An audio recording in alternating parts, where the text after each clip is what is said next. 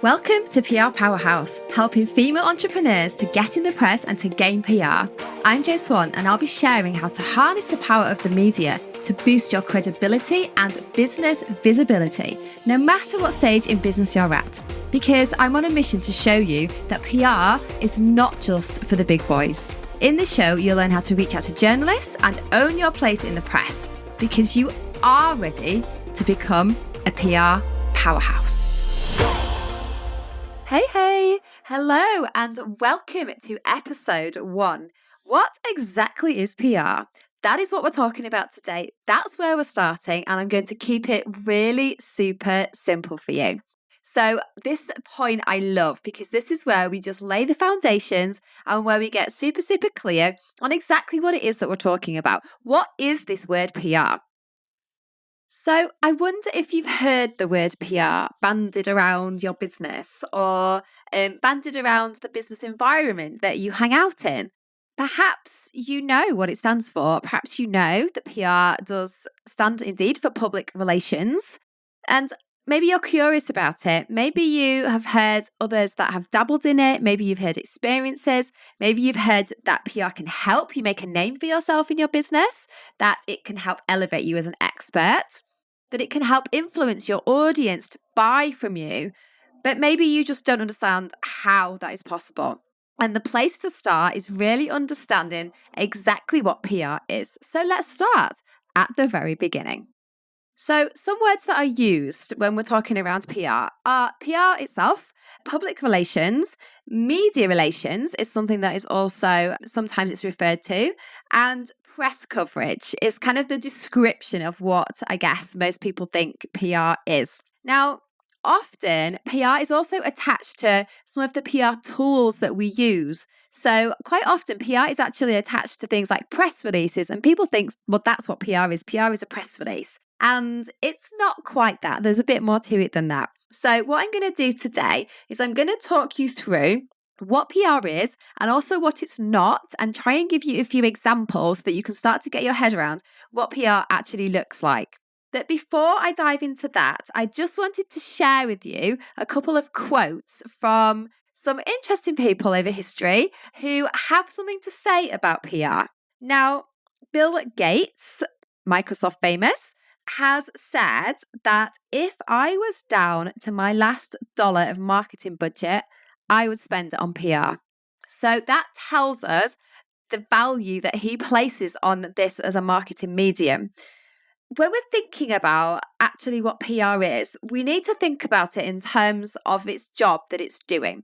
So some of the phrases that you might have heard about PR are things like, PR is everything that you say or do. PR is what people say about you when you're not in the room. And that is very true, because it is about reputation and it is about creating a certain perception and a certain persona.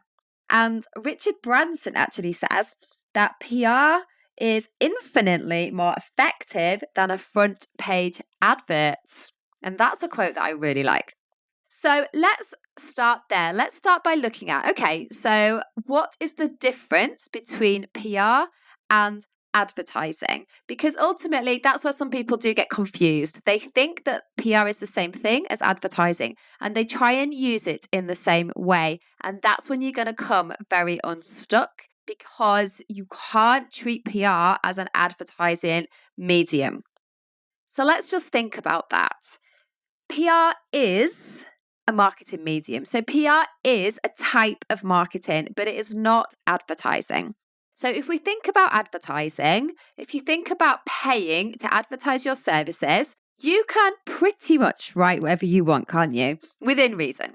But you can pretty much promote whatever parts of your business you like. You can tell people exactly about your programs. You can tell people exactly how much they cost. You can direct people to links so that they can find more information, so that they can come and they can actively buy from you.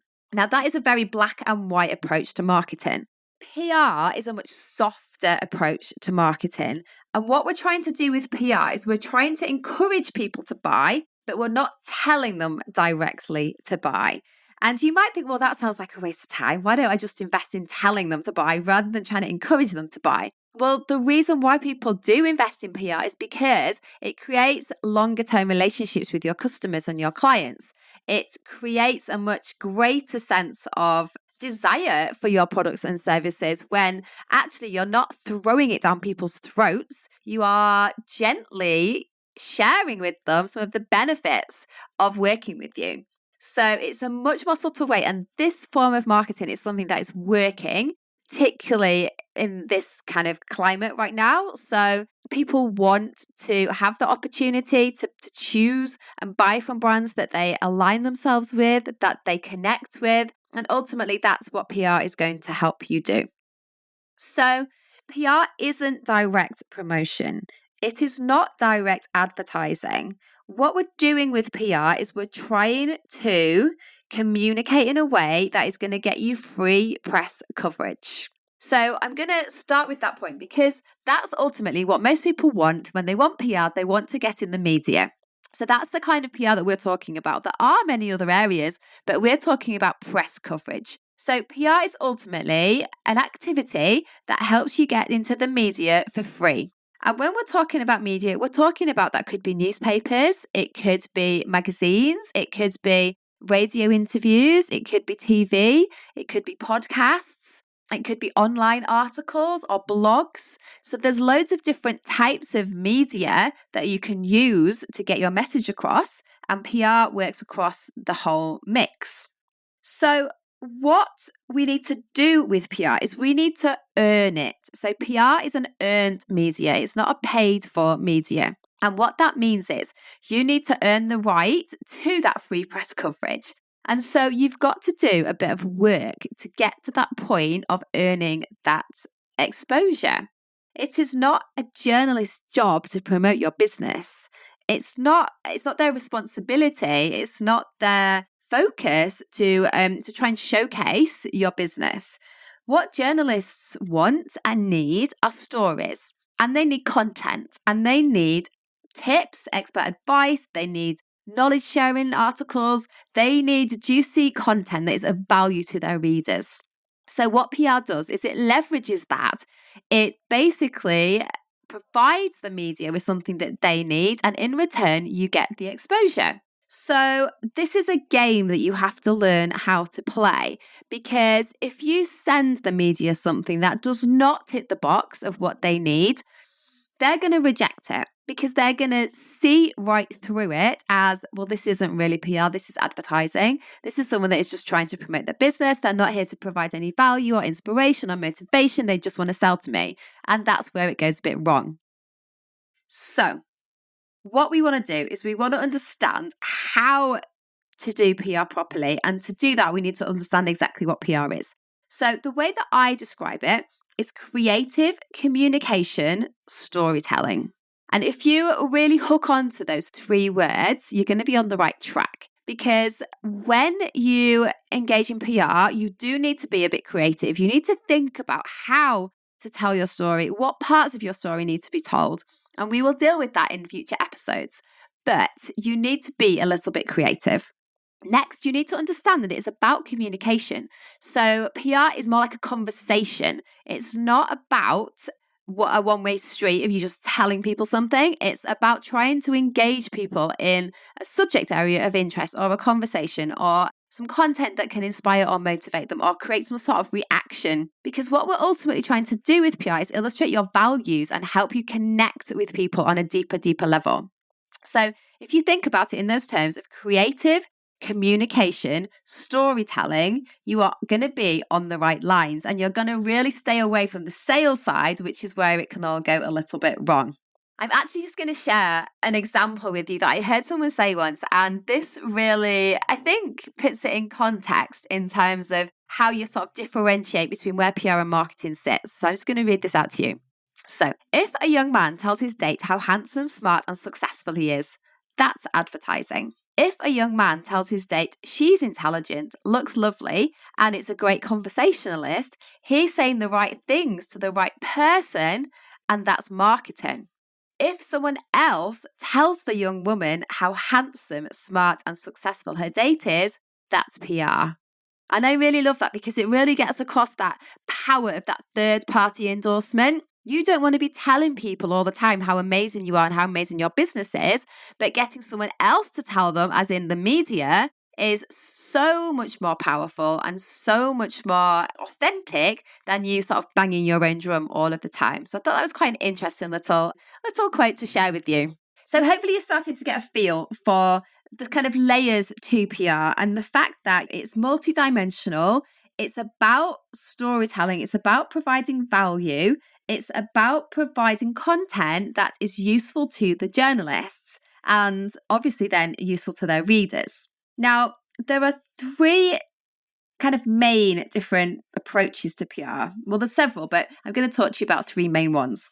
And usually at this point, if I'm doing a training, I will give you some PR in practice examples and I would be able to show you some visuals, which helps bring it to life. And I'm struggling a little bit with not being able to do that because I just want to show you what PR actually physically looks like. I think once you start to get your head around what PR is, you start to actually see these opportunities. So you will start to read magazines and newspapers and you will see them in a different way because you will actually realize, oh, maybe that's some PR. Maybe that's something that someone has actually sent into that publication. Maybe that's PR. Maybe that's a story that that person has actually sent to that journalist. And you start to actually see things in a different light rather than always imagining, oh, wow, that person is like the absolute best person in their field because they've been featured in this magazine. You know, you sort of assume that to be featured in a publication, the journalist has handpicked that person and they must be the absolute best, the absolute dog's bits in terms of their leader in their field.